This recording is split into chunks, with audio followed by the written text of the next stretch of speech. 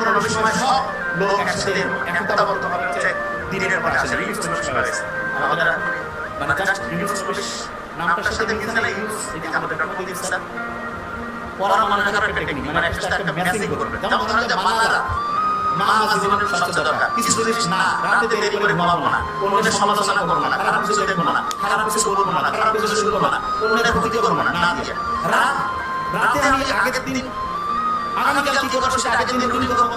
রাতের বেলা হচ্ছে নেগেটিভ কোনো জিনিস চাবো না, রাতে ঘুমানোর আগে চিন্তা করবো সেটা হচ্ছে সেটা হয়ে গেছে, সকালে ঘুম থেকে ওইটা করবো। এবং ইসলামের অসাধারণ একটা জিনিস হচ্ছে তাহাজ্জুদ নামাজ। ইসলাম বিজয়ের আগে একটা বছর সাহাবী থেকে শুরু করে রমজান ছিল রেগুলার তাহাজ্জুদ করতো।